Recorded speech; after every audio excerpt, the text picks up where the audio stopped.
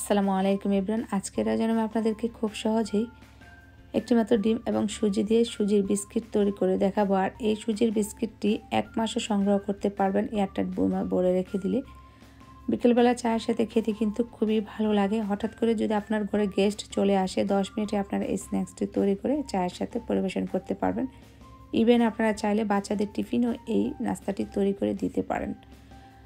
যদি ভালো লাগে তাহলে ভিডিও শুরুতে একটি লাইক দিয়ে ভিডিওটা দেখা শুরু করুন। আর সেই সাথে যারা এখন আমার ছোটো চ্যানেলটিকে সাবস্ক্রাইব করেন নাই, আমার এই ছোটো চ্যানেলটিকে সাবস্ক্রাইব করে নেবেন, পাশে থাকার বেল বাটনটিকে ক্লিক করে নেবেন। তাতে করে নতুন কোনো ভিডিও আসলে সাথে সাথে আপনাদের কাছে নোটিফিকেশনটা পৌঁছে যাবে। তো কথা না বাড়িয়ে চলুন আমরা মূল রেসিপিতে চলে যাই। কীভাবে এই সুজির বিস্কিটটি তৈরি করেছি সেটাই দেখিয়ে দিচ্ছি।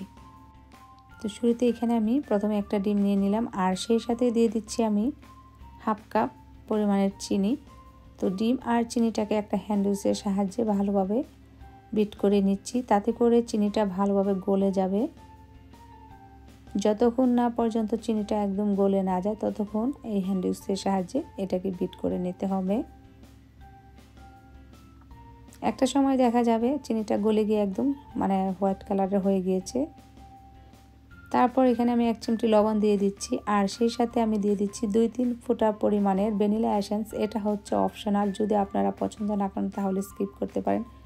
যেহেতু এখানে আমি সুজির বিস্কিট তৈরি করব, তার জন্য ভ্যানিলা এসেন্স দিলে একটু ফ্লেভারটা ভালো আসবে।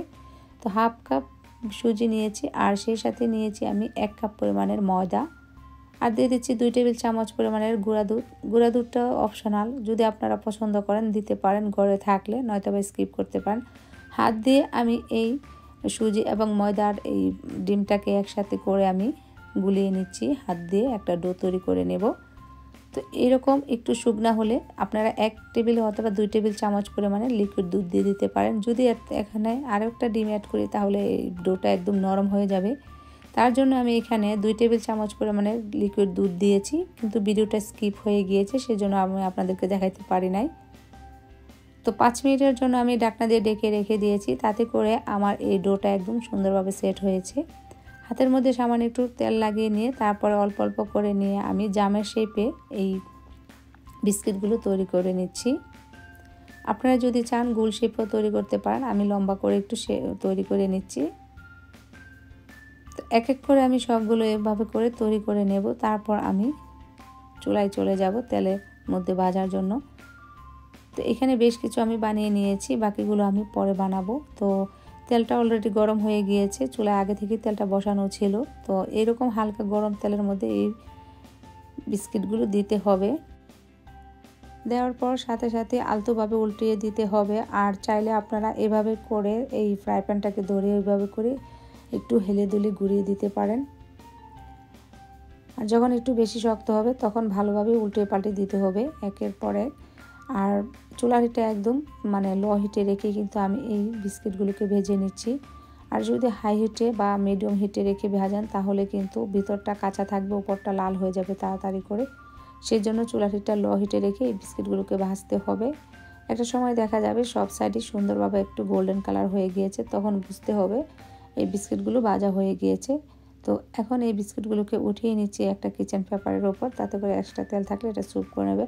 আর বিশেষ করে আমি আপনাদেরকে বলছি এই বিস্কিটের মধ্যে কোনো রকমই তেল চিটচিটে ভাব থাকে না, একদম ড্রাই থাকবে, খুবই মজা। এই তো তৈরি হয়ে গেল আমার খুব সহজেই সুজির বিস্কিট পিঠা। তো কেমন হয়েছে আজকের এই সুজির বিস্কিট পিঠার রেসিপিটি আমাকে কমেন্ট করে জানাবেন। খুবই সুন্দর এবং ইয়াম্মি হয়েছে, চায়ের সাথে খুবই মজা। আপনারা চাইলে এটা 1 মাসও সংগ্রহ করতে পারবেন এয়ারটাইট বোমে অথবা বক্সে ভরে রেখে দিলে। আমি আপনাদেরকে ভেঙে দেখাচ্ছি ভিতরটা কীরকম হয়েছে। উপরটা একদম মচমচা ক্রাঞ্চি আর ভিতরটা একদম সফট।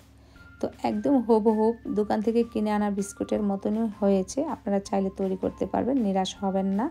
তো আজ এই পর্যন্তই। সবাই ভালো থাকবেন, সুস্থ থাকবেন, সবাই সবার জন্য দোয়া করবেন। আল্লাহ হাফেজ।